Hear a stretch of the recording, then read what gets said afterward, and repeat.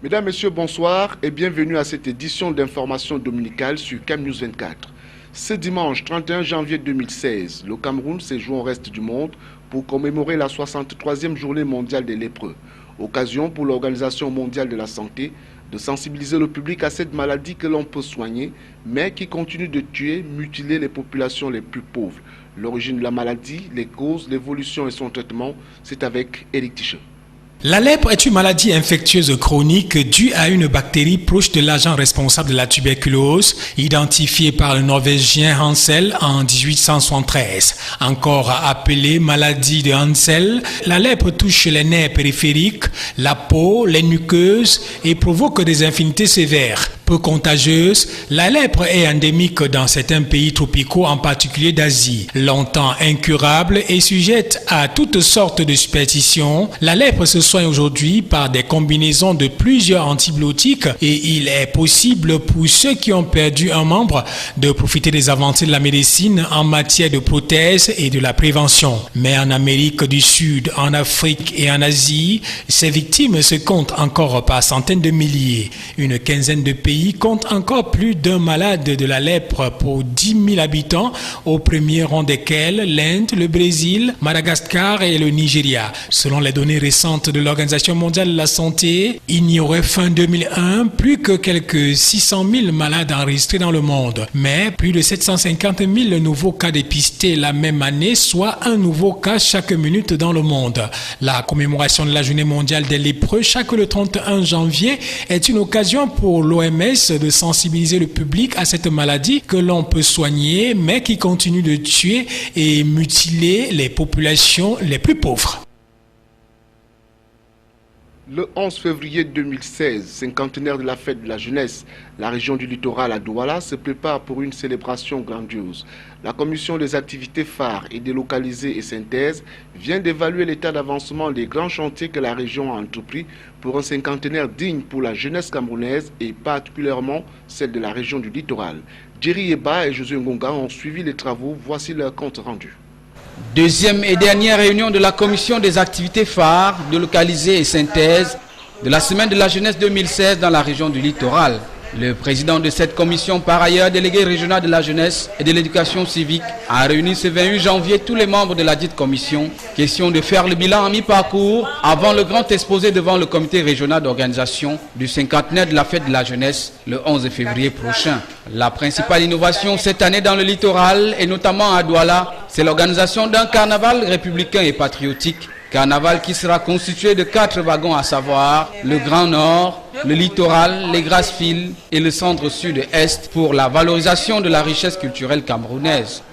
Le cinquantenaire de la fête de la jeunesse organisée cette année prévoit un panel d'activités et dans ces activités nous avons des éléments novateurs. Particulièrement s'il faut parler du carnaval.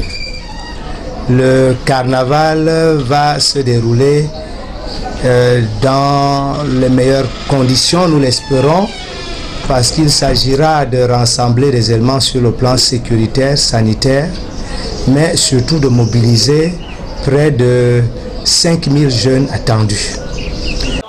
Entre autres activités de mobilisation dans le littoral, la commission a jeté une fois encore son dévolu sur la base navale de Douala. La sous-commission ayant travaillé sur les journées portes ouvertes ont prévu 2 activités phares.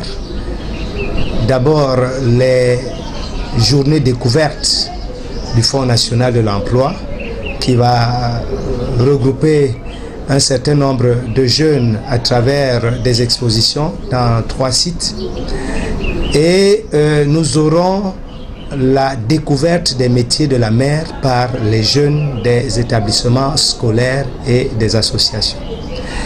Et en ce qui concerne cette dernière activité qui va se dérouler au niveau de la base navale, 300 jeunes sont attendus. Des chants patriotiques seront exécutés par les jeunes lors de la grande parade du défilé. L'hymne de la jeunesse fera également l'objet d'une attention particulière parce que considéré comme le fer de lance de la nation. Une retraite au flambeau viendra au préalable raviver la flamme de l'appartenance à une même nation. Participation politique des femmes, une conférence mondiale annoncée pour le mois prochain à Yaoundé. Le leadership, l'entrepreneuriat féminin et la participation politique des femmes. C'est le thème de la conférence mondiale sur la participation politique des femmes qui se tiendra à Yaoundé du 24 au 26 février prochain. Le point de préparatif avec Salomon Foué, Marcel Vondaben et Eric Tiché pour le récit.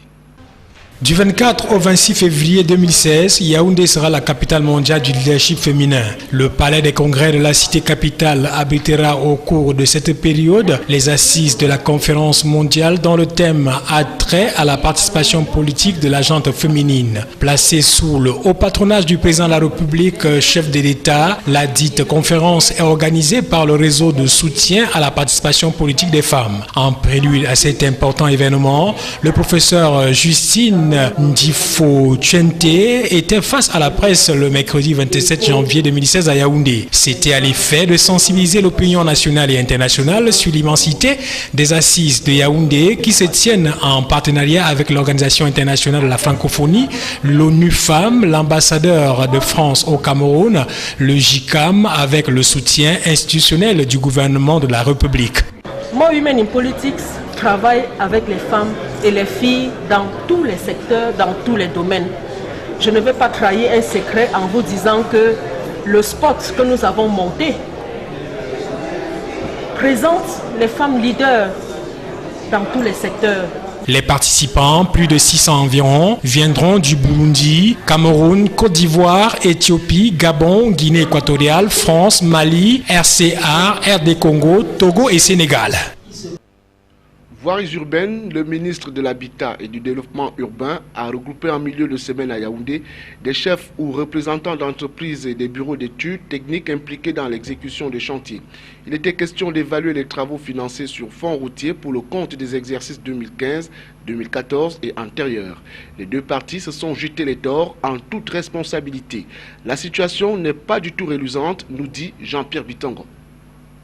Cette rencontre avait pour principal objectif de faire l'examen de la situation des chantiers, notamment les 92 projets attribués à 58 PME camerounaises au 27 janvier 2016 et qui sont en cours d'exécution. Il était donc urgent de regrouper les acteurs des bâtiments et travaux publics qui n'étaient pas représentés aux travaux de la dernière session de la CONAROUTE, le Conseil national de la route, présidé le 12 janvier dernier par le Premier ministre chef du gouvernement.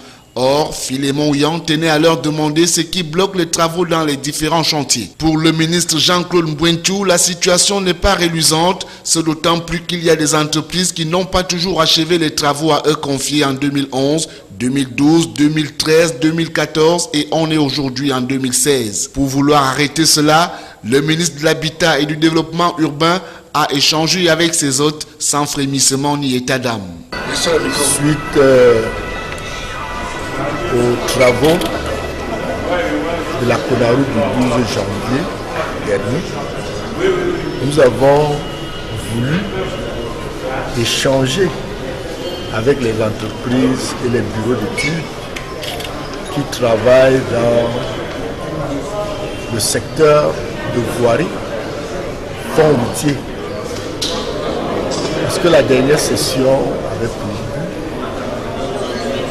de faire le point sur les travaux et d'apporter des solutions par rapport au détail. L'administration ayant fait un diagnostic, il était de bon temps de se rapprocher des acteurs sur le terrain pour savoir et avoir leur son de cloche. De leur côté, les acteurs concernés décrient le non-paiement des décomptes, relevant qu'une entreprise ne peut pas bouger s'il n'y a pas de financement. Une autre rencontre similaire a lieu ce 29 janvier 2016, toujours au ministère de l'Habitat et du Développement urbain à Yaoundé. La suite du journal, hygiène et salubrité à Douala, que devient le jeudi journée propreté. Chaque semaine de 6h à 11h, toutes les boutiques, marchés et autres commerces sont fermés. La mesure prise par les autorités de la ville reste cependant partiellement appliquée sur le terrain. L'on respecte plus la fermeture des espaces marchands que l'objectif de la mesure qui vise à lutter contre l'insalubrité en milieu urbain. Reportage Eric Tiché et Benoît Dogmo. Boutique fermée, activité commerciale au ralenti, le constat est clair. La mesure administrative qui déclare le jeudi journée de propriété de 6h à 11h sur l'étendue de l'arrondissement de Douala 3e porterait-elle ses fruits? Répondre par l'affirmative serait de mauvaise foi dans la mesure où les commerçants s'empressent de fermer boutique tout en ignorant l'essentiel même de cette décision prise pour lutter contre l'insalubrité. Conséquence, le jeudi, toutes les boutiques sont fermées, les espaces marchands vides, mais personne ne s'active à balayer devant chez soi. Face à ce spectacle fort désolant, plus d'un observateur interroge alors la part de responsabilité des uns et des autres quant à la mise en application de cette mesure qui institue la propriété dans les arrondissements. Autrement dit, qui du commerçant ou des collectivités territoriales décentralisées est chargé de l'investissement humain le jeudi dans l'arrondissement de Douala 3e. Les commerçants absents des lieux préfèrent se murer chez eux de 6h à 10h30 et regagner progressivement les comptoirs autorisés à ouvrir dès 11h. La question restera donc sans réponse au vu de l'absence des agents de la mairie, introuvables tant au lieu de service que sur le terrain où ils sont censés veiller à l'application de la mesure. Des sources bien introduites, l'on apprendra que la situation s'enlise parce que les contrôleurs communaux s'intéressent plus à la fermeture des boutiques et aux amendes en font fi de l'objet de la mesure du jeudi. Il faut noter que la journée de propriété instituée dans tous les 6 arrondissements du département du Vouri, loin d'être un effet de mode, est un moyen pour les exécutifs communaux de participer à leur niveau à la lutte contre l'insalubrité dans les différents quartiers de la ville. Ceci dans l'optique de préparer le concours de propriété interne dans l'arrondissement et celui de la commune la plus propre du département. Il n'y a pas de saut métier, encore moins de métiers réservés. La jeune Hélène l'a compris, elle qui au quotidien s'active à laver des véhicules au milieu des hommes qui s'arrogeaient jusqu'ici l'exclusivité de la pratique. Nos reporters sont allés à la rencontre de cette brave femme et voici ce qu'il en ressort. Il n'y a pas de saut métier, l'avait affirmé un contemporain. En plein cœur de la cité économique Douala, plus précisément au lieu dit terminus, se trouve la laverie Saint-Michel. Tous les laveurs sont en pause, mais ce qu'il y a de particulier dans ce cadre, c'est la présence d'une jeune dame, la nommée Hélène José Dimo, la trentaine sonnée. Armée d'une brosse à linge et d'un tuyau, qui d'ailleurs sans aucune frustration, au milieu des coques, essaye tant bien que mal de gagner son pain quotidien. Fière de cette activité qu'elle pratique parallèlement au quotidien. Je suis technicien en bâtiment, en spécialité maçon sur le niveau de l'élévation. La laverie pour moi est une activité principale au cas où les chantiers sont un peu rares parce que pour le moment je ne fais pas partie d'un groupe de bâtiments. Alors je pratique la laverie depuis plus de 3 ans. À la quête d'un emploi décent, Hélène n'a que eu des travaux qui l'occupaient à plein temps et peu rémunérés. Se sentant plus à l'aise avec un emploi de temps moins étouffé, elle n'a pas hésité à se plonger dans ce milieu où elle se sent comme chez elle. En particulier, ce n'est que dans ce milieu où je me suis sentie digne, respectée et honorée au milieu des hommes, puisque j'ai essayé dans beaucoup de métiers, mais j'ai eu à les trouver un peu trop légers. Il fallait se faire exposer pour apporter une certaine rentabilité à un personnel. Alors moi, j'ai trouvé mieux d'exercer ce métier. Pour ce qui est du nombre de véhicules, on ne saurait déterminer car les jours diffèrent et la lionne dans son costume d'humilité ne cesse d'être pleinement attentive aux différents reproches de ses clients qui parfois lui prêtent main forte. De son statut de femme, elle bénéficie de nombreux privilèges qui, au lieu de la somme prévue après service rendu, certains clients vont jusqu'au-delà. Une aubaine qui élève le revenu journalier devant lui permettre de nourrir sa progéniture, heureuse de la voir comme mère. Juste à côté, un client satisfait ne voit aucun mal à ce qu'elle soit une femme au milieu des hommes. Ici, elle travaille dans un cadre convivial et ses collègues apprécient bien sa compagnie. Alors, si tu es laveur de voitures comme Hélène, fais le bien de telle sorte que l'histoire retienne qu'ici a vécu un grand laveur qui faisait bien son travail. Sois le meilleur qui que tu sois. Fin du journal, bonne fin de week-end, bon début de semaine et bonsoir à tous.